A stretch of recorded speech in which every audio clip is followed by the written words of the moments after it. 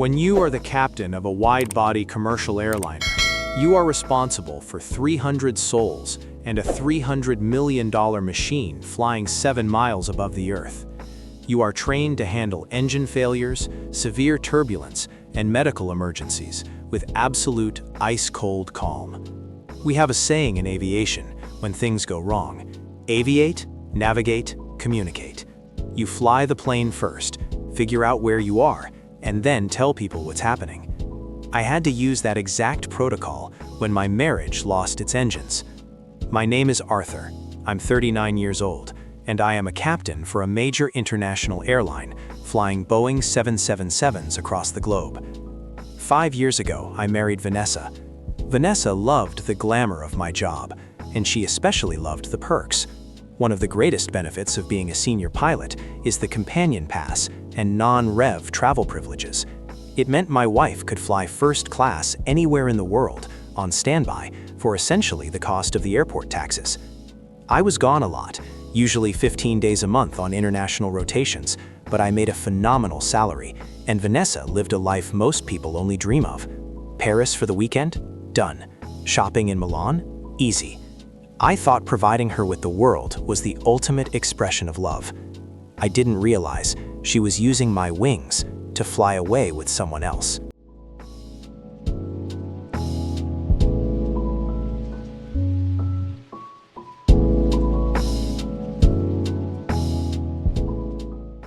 The shift happened when Vanessa decided she wanted to become a luxury travel influencer. She started spending a massive amount of time curating her Instagram feed. That's when Julian entered the picture. Julian was a guy who called himself a digital nomad and luxury content creator. He wore unbuttoned linen shirts, took drone videos of himself standing on cliffs, and had zero visible source of income. Suddenly, Vanessa's travel schedule exploded. She was flying out every week. The red flags started appearing on my radar. First, the complaints. Despite traveling the world for free, Vanessa constantly complained about my job. "Arthur, you're never here," she would sigh, packing her designer bags. "I'm so lonely. Julian's travel group is going to Bali, so I'm going with them just to have some human connection."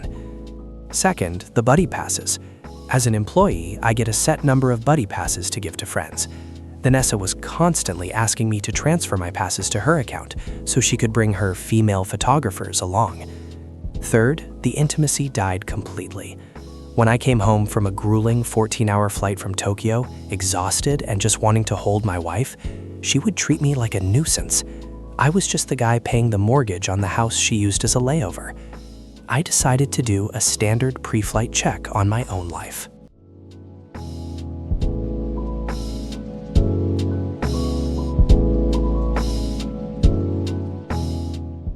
In the airline industry, everything is tracked. Every ticket, every seat assignment, every companion pass. One evening, while sitting in a hotel room in Frankfurt, I logged into my airline's internal employee travel portal. I pulled up Vanessa's travel history to see who she had been assigning her buddy passes to. She hadn't been assigning them to female photographers. For the last 8 months, every single buddy pass had been issued to Julian. But the system showed something even worse. Buddy passes are lower priority. To get him guaranteed first-class seats next to her, she had recently submitted a forged domestic partnership document to my airline's HR department, claiming Julian was her legal brother, which bumps him up to a higher priority tier. I was staring at felony corporate fraud. I immediately logged into our shared home iCloud account to check her iMessages. The thread between her and Julian was a masterclass in sociopathy. Julian wrote, "The Maldives trip is set for the 14th. The overwater bungalow is booked. Once we land, have you figured out the money?" Vanessa replied, "Yes, baby. Arthur is flying to London that day. While he's in the air, I'll drain the $80,000 from the joint savings account and move it to our offshore wallet. By the time he lands and checks his phone, we'll be drinking champagne in the Indian Ocean. I'll email the divorce papers from the beach. His pilot salary will be paying my alimony for years.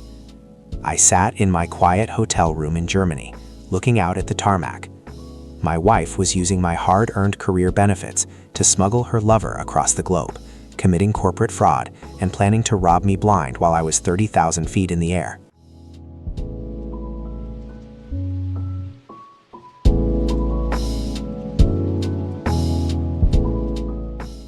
Aviate, navigate, communicate. I didn't panic. I didn't call her and scream. If I confronted her, she would drain the accounts early and run. I needed to let her board the plane. I needed them securely locked in a metal tube for 16 hours over the ocean, with absolutely no Wi-Fi. When I flew back home, I played the exhausted, clueless husband perfectly. I kissed her, told her to have a wonderful girls' trip to the Maldives, and said I couldn't wait to see her when we both got back.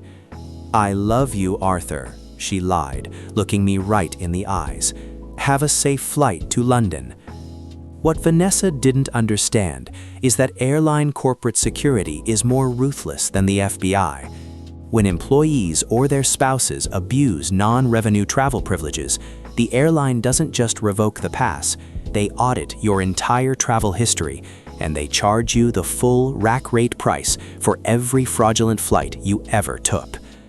I spent the next 3 days having very quiet, very serious meetings with my bank, my divorce lawyer, and the airline's vice president of corporate security.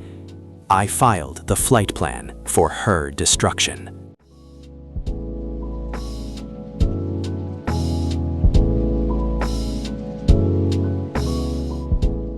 I handed the VP of Corporate Security the forged brother documents she submitted, along with the text messages proving she was selling my benefits and committing fraud.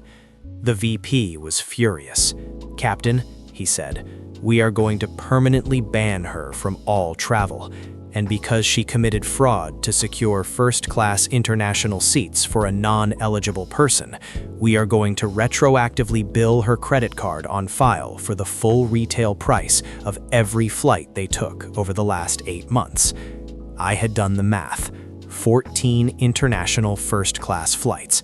The bill was going to be well over $120,000. I told them exactly what flight she and Julian were taking to Malé Airport in the Maldives on the 14th. The security team flagged their PNR, passenger name record. On the morning of the 14th, I watched from my car as Vanessa and Julian loaded their designer luggage into an Uber. They thought they were flying off into the sunset. They didn't know they were stepping directly into my trap.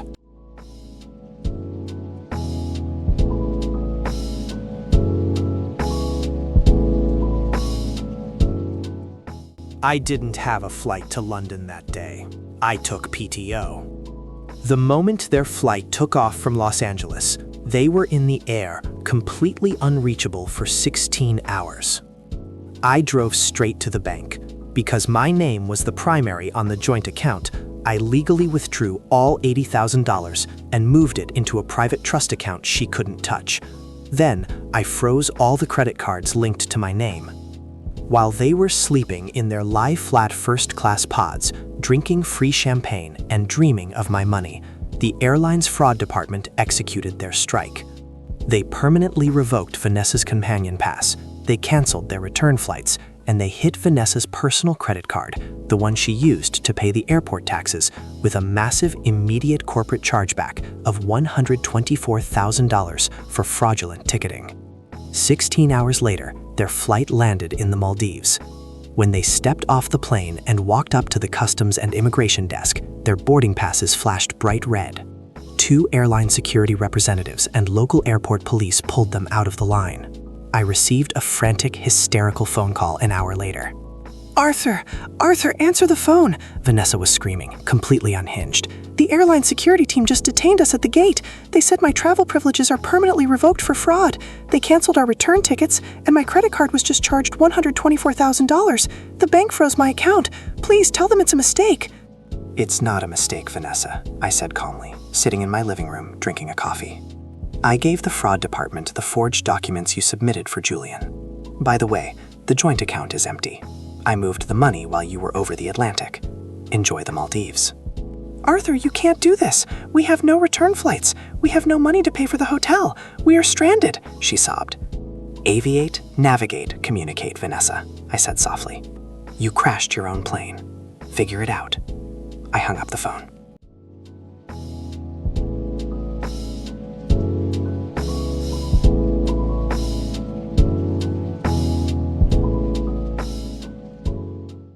The fallout was the most spectacular crash landing I have ever witnessed.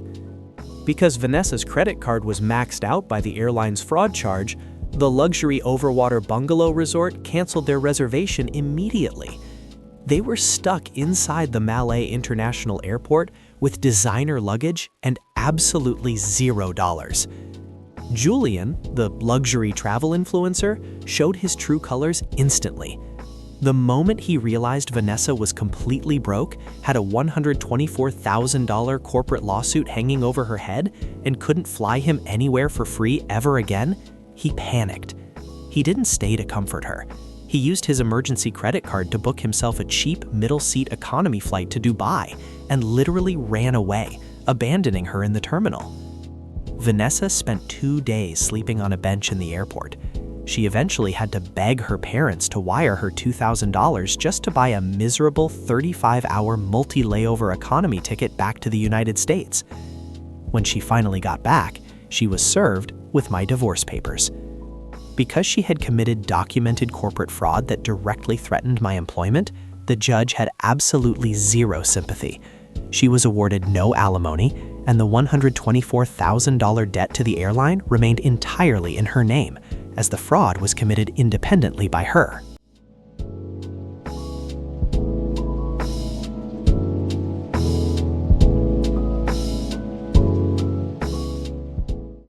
It's been almost 3 years. I'm still flying 777s, and I still love my job. I kept the house, my savings, and my peace of mind. I started dating a wonderful woman who works as an air traffic controller.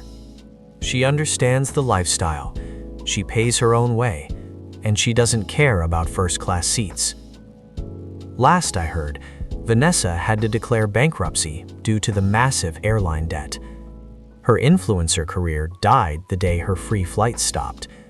She works at a rental car desk at a regional airport, watching people fly away to places she can no longer afford to visit.